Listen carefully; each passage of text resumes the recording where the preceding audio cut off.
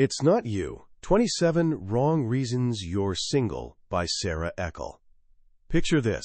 You're on a first date at a cozy Brooklyn bar, the kind with just the right mix of charm and character. The conversation is flowing nicely. You've covered the usual territory: jobs, neighborhoods, family stuff. Nothing earth-shattering, but pleasant enough. Then your date leans back, gives you this studied look, like they're solving a puzzle, and asks a question that cuts right through the pleasant small talk. Not, "What makes you come alive?" Not, "What's your go-to karaoke song?" But, "What's wrong with you?" The question lands like a slap. Your first reaction is shock, maybe even anger. But then something colder settles in. A creeping sense of recognition. Because if you're honest, it's the same question you've been asking yourself at 3 a.m. for years. This is how Sara Eckel opens her game-changing book, It's Not You. Eckel, a thoughtful writer who doesn't pull punches, spent most of her adult life wrestling with this toxic question. She'd bought into the story our culture loves to tell. If you're single and don't want to be, something must be fundamentally broken in you, something that needs fixing. Here's the thing, though. This book isn't another manual on dating strategies or how to fix yourself into relationship readiness. It's something far more powerful, and honestly, more rebellious. It's a self-compassion manifesto. A calm, methodical takedown of the 27 most common myths society throws at single people. Myths that often completely contradict each other. By the time we're done here, you'll understand something genuinely life-changing. The search for love isn't about becoming worthy through self-improvement. It's about recognizing the worth that's been there all along. We're going to explore the difference between fragile self-esteem and genuine self-compassion, and replace the exhausting myth of constant self-improvement with the radical truth of self-acceptance. Ready to quiet that critical voice once and for all? For years, Sara Eckel lived her life as a construction project. She called it Sara 2.0. Her mission was simple but exhausting: build the perfect, most lovable version of herself. She was convinced that if she just worked hard enough on her flaws, love would show up like a prize at the end of a very long obstacle course. She followed every piece of advice to get out there.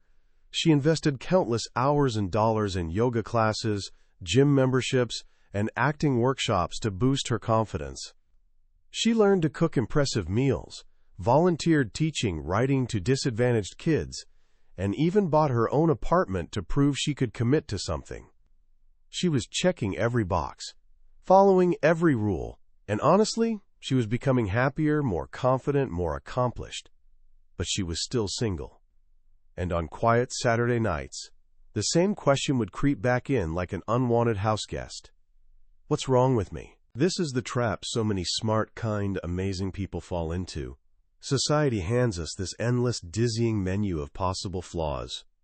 One day you hear, "You're too picky." The next, it's, "You're not picky enough."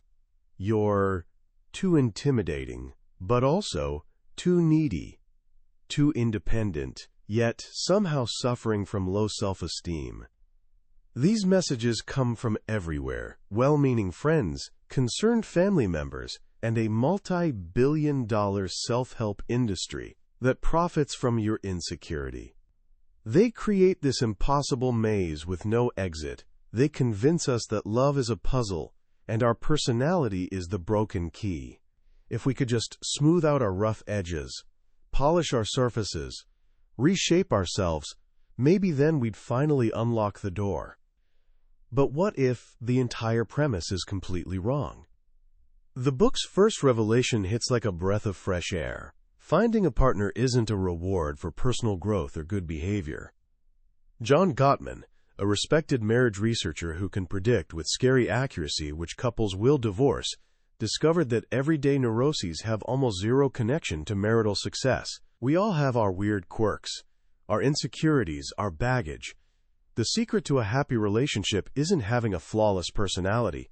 It's finding someone you click with. Think about the happily married people you actually know. Are they all perfectly zen, emotionally evolved beings? Of course not. They're cranky and neurotic, and sometimes order weird drinks, just like everyone else. But they found someone who loves them anyway. The difference, Eckel realized, comes down mostly to timing and luck, not character flaws. This brings us to one of the biggest myths the book destroys: the idea that you can't love someone else until you learn to love yourself. We're constantly told that low self-esteem is at the root of all our problems. The solution? Stand in front of a mirror and tell yourself how amazing you are. Volunteer at a soup kitchen, not primarily to help others, but to feel better about yourself. Build this impenetrable fortress of self-worth. The problem, according to psychologist Kristen Neff's research, is that self-esteem is fundamentally shaky. It only works when you're winning, when you get the promotion, when your crush texts back, when things are going your way. But what happens when you actually need it? When you get rejected, when you fail, when you're feeling like garbage? That's when high self-esteem offers exactly zero protection. People with high self-esteem feel just as terrible as people with low self-esteem when things go wrong. It crumbles under pressure. But there's a much more resilient alternative: self-compassion. Self-compassion isn't about convincing yourself you're amazing. It's simply treating yourself with the same kindness you'd show a good friend. It's the voice that, after a painful rejection, doesn't say, "You're a loser," or "He's a jerk." Instead, it says, "I'm so sorry this hurts. It's okay to feel this way. Everyone gets rejected sometimes. You're not alone." Self-esteem requires you to feel special and above average. Self-compassion just requires you to be human. It recognizes that failure, imperfection, and pain are part of everyone's experience. With self-compassion, you don't waste energy on pep talks or tearing others down. You already know you're okay, regardless of what anyone else thinks. It's a steady warmth, while self-esteem is a flickering candle that any breeze can blow out. From this foundation, Eckel starts dismantling the other lies, the endless parade of twos that get weaponized against single women. Let's talk about the myth of being too strong. Ever been told you're too intimidating or too independent? This narrative suggests that the very qualities that make you successful in life, your intelligence, confidence, self-sufficiency, somehow make you undateable. It paints men as fragile creatures who can't handle a woman who owns her own home or changes her own light bulbs. Eckel shares the story of her friend Suzanne, a successful communications consultant whose boss once warned her that her confidence might intimidate people. Later, male friends echoed this. Confused, she decided to run an experiment on a bowling date. She asked her boyfriend for advice on everything: what to eat, how to bowl, and deliberately threw gutter balls. He loved it. Even a friend who witnessed this commented, "I think he's really good for you because you seem more vulnerable with him." Suzanne remembers thinking, "So this is what I have to do? I don't know if I can keep this up." The book argues this whole premise is ridiculous. Playing helpless doesn't give you an advantage. It just filters out men looking for an equal partner.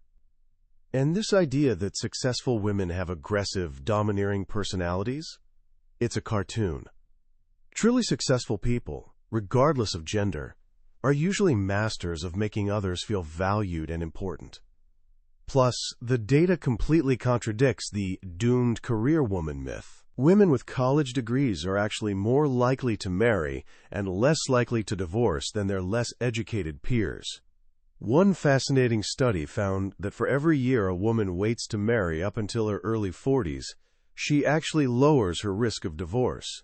The older the bride, the stronger the marriage tends to be. Those qualities you've developed, maturity, independence, wisdom, aren't obstacles, they're assets. Then there's the myth of being too much. On one side, you're too strong. On the other, you're too desperate. Society celebrates marriage as this ultimate achievement, but if a single woman admits she actually wants it, suddenly she's pathetic and needy. This creates an impossible bind, forcing people to perform single and loving it even when they're genuinely lonely. Eckel admits she never truly loved being single. She wanted a husband. And wanting that made her feel ashamed, like she was betraying herself and womankind. But the book offers a powerful reframe, Our need for intimacy and connection isn't weakness or immaturity. It's literally in our DNA. Neuroscientist Amir Levine explains that our brains are actually wired for partnership. Feeling a void when you're alone isn't a personal failing. It's a legitimate biological need. The flip side of too desperate is naturally being too available. This is where dating games come in. Play it cool, keep them guessing, never let them know how much you care. Act like an ice queen to maintain interest. But this, the book argues, is based on a completely backward idea of confidence. Real confidence isn't about withholding kindness or making someone feel insecure. Think about the most genuinely confident people you know. They're generous with their attention and aren't afraid to be kind. As researcher Brené Brown discovered, the core of all real connection is vulnerability. The courage to be imperfect, to say I love you first, to invest in something that might not work out. Playing games might keep someone ambivalent around longer, but as Eckel asks, why would you even want that? Finally, there's the most common accusation: you're too picky. This is the ultimate fail-safe criticism, because it's almost impossible to disprove. Eckel tells this funny story about her friend Caitlin, who went on a date with a guy who ordered a Shirley Temple. When she mentioned this amusing detail to a friend later, the friend exploded. He could be the love of your life, and you're hung up on the Shirley Temple? Caitlin felt crushed, suddenly convinced her pathological pickiness was the problem. But here's the thing the book makes clear: the Shirley Temple is never actually the reason. It's just a concrete detail standing in for something much harder to explain: lack of chemistry. When you tell someone a date didn't work out, they fixate on the trivial detail, the drink, the weird laugh, whatever, and conclude you're being too critical. But you know the truth. The spark just wasn't there. The only standard that really matters, as Caitlin put it, is this: I want to find a guy who delights and surprises me as much as my friends do, but I also want to make out with him. Every happily married person has a spouse who meets that standard. Settling for less isn't mature. It's unfair to both you and the other person. The book offers this beautifully simple definition: you're settling if you think you're settling. So if it's not our flaws, not our strength, not our desires, and not our standards, what's left? We're left with the reality of loneliness and the shame surrounding it. The book argues that loneliness is our culture's ultimate taboo. We can talk about depression or addiction, but admitting loneliness feels like the ultimate failure. Eckel quotes this devastatingly beautiful passage from Zoe Heller's novel Notes on a Scandal about the drip of long haul, no end in sight solitude. It's a feeling many know intimately, but few dare mention out loud. But once again, science offers liberation. Neuroscientist John Cacioppo explains that loneliness isn't a pathology. It's a biological alarm system, just like hunger or thirst. It's your body's natural signal that a fundamental need, social connection, isn't being met. Those pangs you feel aren't signs of deficiency. They're signs of a functioning internal warning system. The question becomes not how to eliminate the pain, but how to relate to it differently. Eckel shares her own breakthrough, which came during a yoga class. The teacher instructed students to hold a difficult pose and, instead of labeling the burning sensation as pain, to simply feel it without judgment. Immediately she got it. The problem wasn't the sensation itself, it was the story she piled on top. Ugh, I hate this. When will it stop? When she just allowed the feeling to exist without the narrative, it wasn't so bad. She started applying this to emotional pain. On those bleak winter nights, she wasn't just feeling loneliness. She was layering on shame and self-criticism. I'm a loser. I'm a failure. What's wrong with me? She was, as Buddhist nun Pema Chodron says, trying to put out a fire with kerosene. Gradually, she learned to stick with the original feeling, simple loneliness. She'd tell herself, I feel lonely right now. That's okay. Everyone feels lonely sometimes. She started treating that tight feeling in her chest as what it was, a neutral sensation that would eventually pass. This is mindfulness. Not getting rid of thoughts, but seeing them clearly without being swept away. This brings us to the book's beautiful central metaphor, borrowed from Tibetan Buddhist scholar Chogyam Trungpa. He suggests our true nature is like a golden statue buried in mud. Our culture, with its constant pressure to self-improve, convinces us we're made of mud and must somehow transform into gold. We think we have some deep, fundamental flaw that needs to be eliminated. But the Buddhist view is radically different. Everything is, at its core, basically good. We don't need to become a golden statue. We already are one. The work isn't changing our fundamental nature. It's simply hosing off all the muck and shame and self-criticism that we, and our culture, have piled on top. When we remove those dark layers, we're left with a simple being that needs no improvement. This realization finally set Sara Eckel free, and it came not when she met her husband, but before. It happened after another painful rejection. A guy named Dan, whom she really liked, ended things to be with someone else. A week later, her beloved dog died. She was 38 and fell into deep despair, convinced she'd always be alone. In her grief, she created a story about why Dan chose the other woman. The other woman was probably more politically active, more dedicated to causes. Then, instead of spiraling deeper, a wiser voice kicked in. If you feel bad about not being politically active, then be politically active. She decided to organize a building-wide stoop sale to raise money for a political cause. That sunny Saturday, selling old clothes and books with her neighbors, she felt something strange she couldn't quite identify. Later, sitting in a cafe, it hit her. Oh, this is what it feels like to feel good about yourself. After all those years of digging through mud, she'd finally struck that little gleam of gold, her own basic goodness. It wasn't there because she was attractive or talented or special. It wasn't there because she'd finally fixed herself. It was there because she was a human being. That's it. Shortly after, she met Mark. On their first date, he asked the dreaded question, "How long has it been since your last relationship?" She deflected, but a few weeks later came clean, telling him she hadn't had a boyfriend for nearly a decade, despite really trying. Mark just shrugged. "Lucky for me," he said. "All those other guys were idiots." And that was it. To him, she wasn't a problem to solve or a puzzle to figure out. She was just a person he was falling for. He wasn't looking for some cultural ideal. He just wanted her. The most radical idea in It's Not You is the profound relief that comes from letting go of the question, why? For years, Sara Eckel and millions like her operated under the assumption that being single was a riddle demanding a solution. If she could just find the right answer, the right theory, the right flaw to fix, she could unlock the life she wanted. But the book's quiet wisdom is that there may be no answer. And that's not tragic. It's liberating. It frees you from the exhausting, endless project of self-improvement. It lets you step off the hamster wheel of self-analysis and just live. In a world obsessed with optimization, with life hacks, 5-step plans, and relentless pursuit of a better self, this book is a quiet rebellion.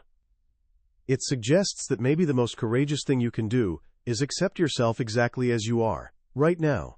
Your life isn't a waiting room. It's not a dress rehearsal for some future better version that starts when you find a partner. As Melanie Notkin says in the book, when a friend worries about her being alone forever, she replies, "This is the rest of my life. Right here and right now." This message matters more than ever. In the age of social media, we're constantly bombarded with curated highlight reels of other people's lives. It's easy to see their engagements, weddings, and baby announcements and feel like you're falling behind in a race you never signed up for. This book is the perfect antidote to that pressure. It gently reminds you that you're not in a competition. Your journey has its own timeline, its own rhythm, its own wisdom. So how can we apply this wisdom to our own lives? Here are 3 practical actions inspired by the book.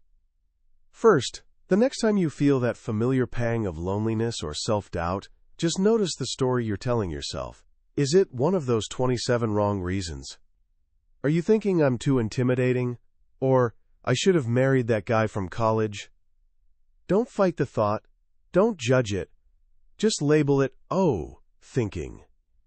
Like Eckel in her yoga class, you can separate the raw feeling from the painful story layered on top. Second, practice self-compassion. Next time you face rejection or make a mistake, resist the urge to either beat yourself up or inflate your ego. Instead, ask, what would I say to a dear friend going through this exact situation? Chances are, you'd be kind, gentle, and reassuring. Now try offering that same kindness to yourself. Finally, find a way to connect with your own basic goodness. This doesn't have to be grand. Like Eckel's stoop sale, it can be small and simple. Volunteer for an hour. Help a neighbor with groceries. Create something just for the joy of it. Do something not to meet someone or improve your resume, but simply to remind yourself of that golden statue that's been there all along. Ultimately, this book isn't about finding a partner, it's about finding peace. It's about the profound freedom that comes when you stop searching for what's wrong with you and start recognizing what's been right all along. Your life, right now, in this moment, isn't a problem to solve. It's a story to live. And it's already whole. We've journeyed through the heart of this book today, but there's a difference between hearing a story and living it. If these ideas resonated with you, I genuinely encourage you to pick up a copy of It's Not You. Reading it is like having a wise, kind friend sit with you and quietly say, "You're okay. You've been okay all along." It's an experience, and it might just be the one you need. I've left a link in the description, and if you enjoyed exploring these ideas with me, make sure you're subscribed to Billionaire's Bookshelf. We're a community dedicated to learning and growing together, one book at a time. Hit that subscribe button, and let's continue this journey. See you in the next summary.